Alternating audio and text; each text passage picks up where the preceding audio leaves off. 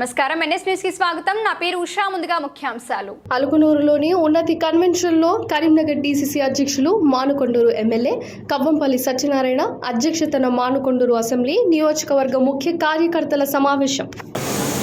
Mother and child hospital 150 పడకల ఆసుపత్రి, అది కాక బీడీ కార్మికుల ఆసుపత్రి, దాంతో పాటుగా కేంద్ర విద్యాలయ దక్షిణం, ఈ విధంగా అనేక పనులు మీరు చేస్తే ఏం చేసారు? మీరు అధికారంలో ఉన్నారు కదా. పార్లమెంట్ గురించి మాట్లాడితే పార్లమెంటులో మీ ఎంపీగా గలవిప్పినాం, తెలంగాణ కోసం మన సొంత పార్టీలో కొట్టాలని తీసుకొచ్చినాం. అందుకే దయచేసి కోరుతా ఉన్న ఒకటే మాట, ఊర్లలో మీరు ధర్నానై మీ ఊర్లో మీరు బూత్ తెచ్చుకుంటామని గట్టిగా ఒక్కసారి మీ అందరూ చేయలేదు. ఏమంటారు? ఎవరు బూత్ మెజార్టీ తెచ్చుకుంటామని ధైర్యం ఉండాలి. చేయవటమే ఎవరి బూతుల వాళ్ళు ఎవరు కూడా కాంగ్రెస్ పార్టీ ఆనాడు 32,000 మెజార్టీ వస్తే రేపు 50,000 మెజార్టీ ఒక టార్గెట్ పెట్టుకొని నేను నడవాలి. అలా నేను జిల్లా మంత్రిగా నేను మీకు విజ్ఞప్తి చేస్తా ఉన్నా, 316 బూతులను ఏబిసి కేటగిరీ ఇస్తాం. ఎవరైతే బూత్లో ఉన్న ఓట్ల కంటే 60-70% కంటే ఎక్కువ చేస్తే మీరు మీ ఊర్లో ఏ అభివృద్ధి పనులు అడగండి. శాసనసభ్యుడి బాధ్యత, నా బాధ్యత, మా అందరి బాధ్యత.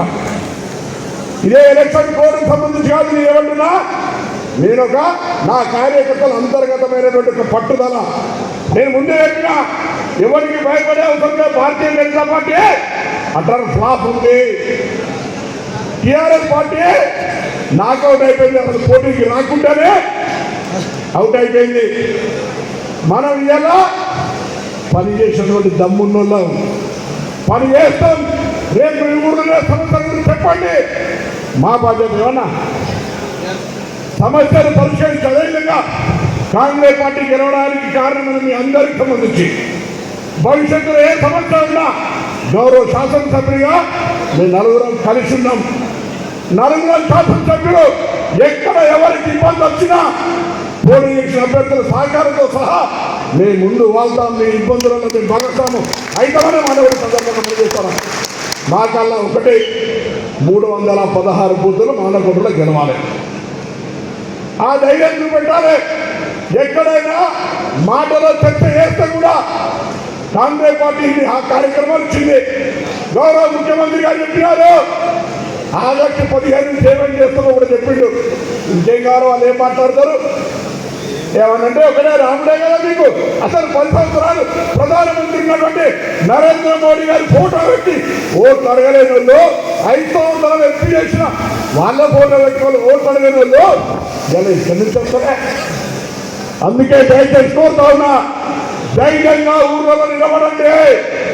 అధికారంలో ఉన్నాం, పని చేస్తున్నాం, పని చేసి చూపెడతాం. అట్లా మీ గ్రామాల్లో 60-70% తెచ్చిన వాళ్ళకు మీరు ఏ పని చెప్తారు? ఓ 50% తెచ్చిన వాళ్ళకు మీరు అడిగిన పనులలో 50% పనులు. ఇంకా మెజార్టీ రాని వాళ్ళు కొద్దిగా కష్టమవుతుంది. అవునా? ఏదో తేడా ఉండాలా లేదా? తేడా ఉండాలా లేదా? అందుకే దయచేసి మీ అందరూ కూడా, మీరంతా మా కుటుంబ సభ్యులు. నేను ఏమే పొద్దుగా అందరం కలిసి ఎస్ఆర్ఆర్ కాలేజ్ వాకింగ్ వేయడం 6 గంటలకు, రాత్రి మొత్తం హుస్నాబాద్లో శ్రీరాముని కళ్యాణాలు తిరుగుతూ కరీంనగర్ 12 అయితే 6 గంటలకు అందరం కలిసి మనం వినాం. 8 తర్వాత హుస్నాబాద్ మీటింగ్ ఉంది, రేపొద్దున హుస్నాబాద్ ఉంది, మధ్యాహ్నం సిరిసిల్ల ఉంది, 20 తారీఖున వేములవాడ చెప్పలేదు ఉంది. దాని తర్వాత మండలానికి వస్తాం, ప్రతి మండలానికి వస్తాం. దయచేసి మీరు ధైర్యంగా ఉంటే మేము మరింతగా బ్యాటింగ్ చేయగలుగుతుంది. మేము ఇలా రాష్ట్రంగా ఈ 20 జిల్లా బిడ్డగా నాకు మీరే అవకాశం ఇచ్చినా, ఆనాడు పార్లమెంట్ మెంబర్ ఇస్తే తలెత్తుకుని తిరిగినా, లేకపోతే పార్లమెంట్ అంటే సాధారణంగా చేసామని ఏం చేసినా కొట్లాడిందా లేదా? ఆకలిందా? పార్లమెంట్లో మీ బిడ్డ మొగలు లెక్క పనిచేసినా, వీళ్ళ లెక్క నమ్మకం లేకుండా ఈయన కూడా మంత్రిగా ఎమ్మెల్యేగా అసెంబ్లీలో బాగా ఆటాడుతున్న వాళ్ళ ఎవరన్నా ఎక్కడైనా 35 ఏళ్ళ కాంగ్రెస్ పార్టీ కార్యకర్త కూడా అన్నారే, ఆయన పొట్టిగా ఉన్నాడు అన్నమాట. బిడ్డ 5 బిడ్డలు బయటగా ఉంటే 5 బిడ్డలు భూమిలో కూడా జాగ్రత్త అని చెప్పినారు. అందుకే చెప్తా దయచేసి మీరు కూడా ధైర్యంగా ఉండండి. ఒకటే లక్ష్యం, నేను జిల్లా లీడర్ను, నేను రాష్ట్ర లీడర్ను, నాకు ఆ పోస్ట్ ఉంది. ఎన్నికలప్పుడు ఏం నడవై, ఎవరి పోలీస్ స్టేషన్లో వాళ్ళే, ఎవరి పోలింగ్ బూత్లో వాళ్ళే మెజార్టీ తెచ్చుకుంటేనే మగోడు. ఆ ధైర్యం ఇప్పుడు లేకపోతే డాక్టర్ కూడా అపాయింట్మెంట్ ఇవ్వదు. అంతేగా నీవే తీయలే మెజార్టీ తెచ్చుకొని నీకు మా ఊర్లోకి నోట్లు వచ్చినాయి, ఏ మంత్రి మా ఊరిని పనిచేయని నా బాధ్యత ఎమ్మెల్యే సార్ ఆ దిశలో కష్టపడమని కోరుతా ఉన్నా. దయచేసి కట్టాలి, ఎలక్టోరల్ బాండ్ కట్టాలి. మీ అందరూ ఎలక్టోరల్ బాండ్ కొనాలి, ఒకటే బ్యాంకు అది కొనాలని. మరి కొన్న తర్వాత వాళ్ళ పేర్లను ఎన్నికల సంఘానికి ప్రకటించకూడదని ఏడీఆర్ అనే సంస్థ ఎన్నికల బాండ్లు ఎవరెవరు కొన్నారో వాళ్ళ వివరాలను ఎన్నికల కమిషన్ పంపించమంటే పంపించక 3 వారాలు చూసిన తర్వాత మేము పంపిస్తామన్నారు. తిట్టి సుప్రీంకోర్టు ఆ జాబితాను బయటపెట్టింది. ఆ జాబితాలో ఎవరున్నారండి ఈరోజు? ఎంతమంది ఉన్నారు? ఎన్నికల బాండ్లకు ఒక నియమావళి పెట్టింది. 3 సంవత్సరాలు కాకపోతే మీరు ఎన్నికల బాండ్ కొనకూడదు, మీరు అర్హులు కారు, మీకు ఇంత పర్సెంటేజే కొనాలని. అంటే 3 సంవత్సరాల వయసు కాకపోయినా, ఆ సంవత్సరం పెట్టకపోయినా ఎన్నికల బాండ్ ఉన్నది. ఏ ఉద్దేశంతో ఉన్నది? అటువంటివి 20 సంస్థలు ఉన్నాయి. కాబట్టి దయచేసి అవినీతిమయం చేసినాడు ఈరోజు. అవినీతిని లైసెన్స్ చేసినారు, అవినీతిని ప్రోత్సహించినాడు ఈరోజు. శరత్ చంద్రారెడ్డికి బెయిల్ కావాలంటే 500 కోట్ల ఎన్నికల బాండ్ కొను అన్నారు. అక్కడ డిఎల్ఎఫ్ సంస్థ నీ సంస్థకు లీజు తీయాలంటే 270 కోట్లు కొను, నువ్వు ఈరోజు నీకు బెయిల్ ఇప్పిస్తాం, నీకు క్లీన్ చిట్ ఇప్పిస్తామని. అంటే ఇటువంటి సమస్యలను ప్రోత్సహించి ఎన్నికల బాండ్ల లోపల వేల కోట్ల రూపాయల అవినీతి జరిగింది. ఈయన అవినీతి రూపాడు. ఈయన నల్లధనాన్ని పట్టుకొస్తారన్న పోజు కొట్టిన మాత్రం మరి నల్లధనం తీసుకొచ్చిండా? నోట్ల రద్దుతో వల్ల నల్లధనం రద్దయిపోతుందా అన్నాడు. మరి చేసినాడా? ఇవన్నీ కూడా మీరు గమనించాలి. ఈ ఎన్నికల లోపల రాముని పట్టుకొచ్చినాడు. రామరాజ్యం అంటే ఇట్లనే ఉంటుందా? మోసం చేస్తా, అవినీతి చేస్తా, లేకపోతే రామరాజ్యం అంటే రాష్ట్రాలను కూల్చుడా? ఇవన్నీ కూడా మనం చూస్తూ ఉన్నాం. బీజేపీ పరిపాలన ఏమాత్రం కూడా ఈ దేశానికి సరిపోదు. ఇది ప్రజాస్వామ్యాన్ని కూలి చేస్తూ ఉన్నది, రాజ్యాంగాన్ని నాశనం చేస్తూ ఉన్నది. కాబట్టి మీరు రాజ్యాంగ పరిరక్షణకు ప్రజాస్వామ్యవాదులంతా ఏకమై రాబోయే ఎన్నికల లోపల కాంగ్రెస్ పార్టీ చెయ్యి గుర్తు మీద ఓటేసి మీరందరూ కూడా గెలిపించాలని విజ్ఞప్తి చేస్తా ఉన్నా. కాలాతీతమైంది, మన నాయకుడు మాట్లాడాల్సి ఉన్నది.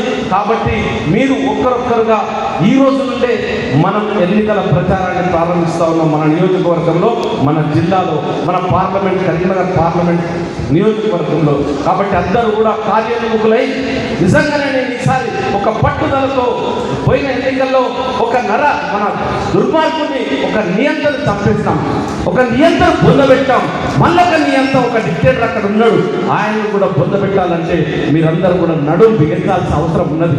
కాబట్టి దయచేసి అన్నలు, కార్యకర్తలు మీ అందరూ కూడా నేను ఒకటే విజ్ఞప్తి చేస్తా ఉన్నాను. రాబోయే ఎన్నికల లోపల ఈ యొక్క డిక్టేటర్ని, నియంత్రణని మనం పొందబెట్టి ప్రజాస్వామ్యాన్ని రక్షించుకుందామని అందరూ కూడా కాంగ్రెస్ పార్టీకి గెలిపించడానికి సిద్ధంగా ఉండి పోరాటం చేయాలని విజ్ఞప్తి చేస్తూ ముగిస్తూ, ఇప్పుడు మన నాయకులు, మంత్రివర్యులు, గౌరవనీయులు పొన్నం ప్రభాకర్ నాయకుల క్రియాశీలకంగా పనిచేసేటువంటి వారితో సమావేశం ఏర్పడింది. సభాధ్యక్షులు, స్థానిక శాసనసభ్యుడు పెద్దలు కవ్వంపల్లి సత్యనారాయణ గారు, ఈ కార్యక్రమానికి ముఖ్య అతిథి వచ్చేటువంటి బీసీ సంక్షేమ శాఖ మంత్రులు పొన్నం ప్రభాకర్ గారికి, వేదిక మీద ఉన్నటువంటి మాజీ శాసనసభ్యులు ఆరేపల్లి మోహన్ గారు, సత్యనారాయణ గౌడ్ గారు, అదేవిధంగా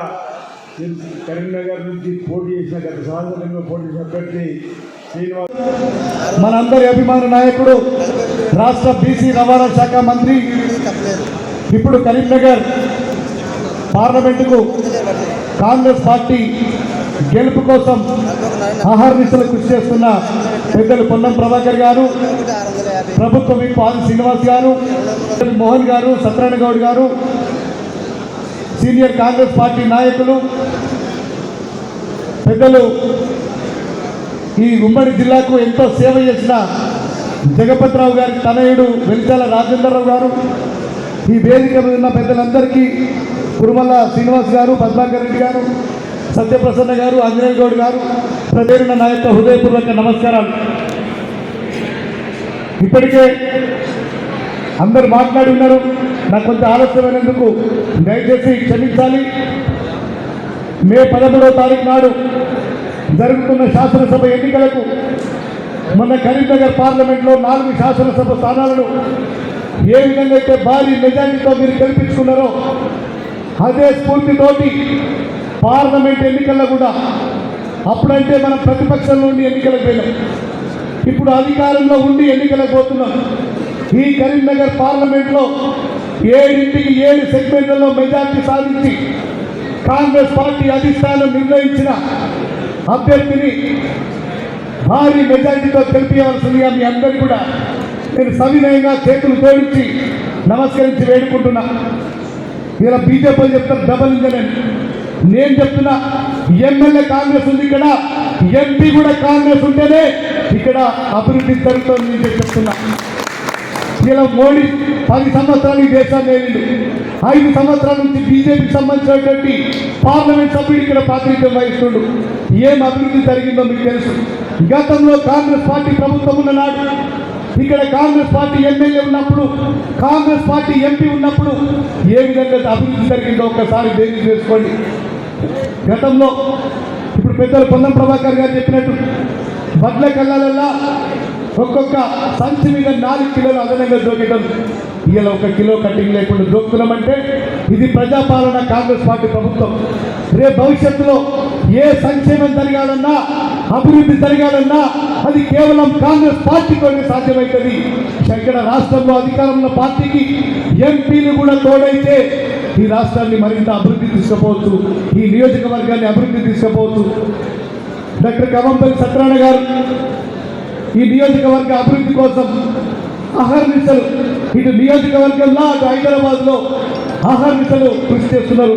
వారి నాయకత్వంలో ఈ మానకొండూరు నియోజకవర్గంలో ఆయన సాధించిన దానికంటే ఎక్కువ మెజార్టీ తీసుకురావాల్సిందిగా మీ అందరూ కూడా నేను వేడుకుంటూ ఈ అవకాశం ఇచ్చిన నాకు ప్రత్యేకంగా కృతజ్ఞత తెలియజేసుకుంటూ ముగిస్తున్నాను. Thank you. సీరియస్గా తీసుకొని సిద్దిపేట దాకా వచ్చినప్పుడు బీఆర్ఎస్ ప్రభుత్వం ఏదైతే ఉందో వాళ్ళ కడుపు నింపుకుంది, సిద్దిపేట దాకా తెచ్చుకుంది. హైదరాబాద్ నుంచి సిద్దిపేట నుంచి సిరిసిల్ల మీద కరీంనగర్ తెచ్చే బాధ్యత ఎవరిది? బండి సంజయ్ ఎందుకు నిద్రపోయినాడు? ఆ విషయంలో ఎందుకు ఛాలెంజ్ తీసుకోలేదు? నేను మీకు చెప్తున్నాను, నాకే ఇంత అవకాశం ఇస్తే కాంగ్రెస్ పార్టీ ఇంకా నిర్ణయం చేయలేదు. ఎవరికి ఇచ్చినా సైనికుల్లాగా పనిచేస్తాం, ఖచ్చితంగా గెలిపించుకుంటాం. నేను నాకు ముఖ్యమంత్రి గారు ఒక 5 నిమిషాలు టైం ఇచ్చినాడు మాట్లాడడానికి. ఆ రోజున ముఖ్యమంత్రి గారికి చెప్తున్నాను, పొన్నం ప్రభాకర్ గారికి ఎమ్మెల్యేలు అందరికీ చెప్తున్నాను, అభ్యర్థి ఎవరైనా సైనికుల్లాగా పనిచేసి అందరం కట్టిగా గెలిపించుకుంటామని చెప్పాను. ముఖ్యమంత్రితో కూడా అదే మాట చెప్పాను ఆ రోజు. సో ఆ విషయంలో డౌట్ లేదు. కానీ నేను బై ఛాన్స్ నన్ను కాంగ్రెస్ పార్టీ కన్సిడర్ చేస్తే, నేను ప్రజాప్రతినిధి అయితే పార్లమెంట్లో ఉంటే నేను సిద్దిపేట నుండి కరీంనగర్కి వచ్చే లైన్ 100% 3 ఏళ్ళనే కంప్లీట్ చేస్తాను. లేకపోతే నేనే డిజైన్ చేస్తాను. అది అవసరం లేదు. నేను ఈ పదవి నా స్థాయి పెంచుకోవడానికి తీసుకోవట్లేదు. నాకు దేవుని దయవల్ల స్తోమత ఉన్నది. నేనేదో బిజినెస్ చేసుకున్నా, ఇంత మంచిగానే ఉన్నా. నాకు 2 బిడ్డల పెళ్ళిళ్ళని, నాకు ఇదేం బాధల పని కూడా లేదు, బాధ్యతలు లేవు. మొన్నటిదాకా మా నాన్న ఇక్కడే ఉన్నాడు, బతుకున్నన్ని రోజు నాకు చెప్పేటోడు, బిడ్డ కరీంనగర్ అంతా నీ ఫ్యామిలీనా, నువ్వు ఓన్లీ నీ భార్య పిల్లలు అనుకుంటున్నావు, పొరపాటు కరీంనగర్ అంతా నీ ఫ్యామిలీ, నువ్వు వచ్చి అక్కడే ఉండు, ఆ ప్రజలు మళ్ళీ ఎక్కడ ఉందని చెప్పి నేను నిర్ణయించుకున్నాను. నా చివరి రక్తం బొట్టు వరకు నేను కరీంనగర్లో ఉంటాను. నిజానితో సంబంధం లేదు, మీ మధ్యలో ఉంటా. మీకు మమేకమై మీ సమస్యలు నా సమస్యలని మీ తలలో నాలుగనే పడుతుంటా. మీరు నాకు అవకాశం ఇస్తే నన్ను దీవించండి. ప్రజలందరికీ చెప్పండి. నాకు ఈ అవకాశం ఇచ్చిన పెద్దలందరికీ కృతజ్ఞతలు తెలుపుతూ జై కాంగ్రెస్, జై కాంగ్రెస్, జై రేవంత్ రెడ్డి, జై రాహుల్ గాంధీ, జై సోనియా గాంధీ, జై ప్రియాంక గాంధీ, జై మల్లికార్జున ఖర్గే, జై పొన్నమ్మాయి. ఇప్పుడు వేముల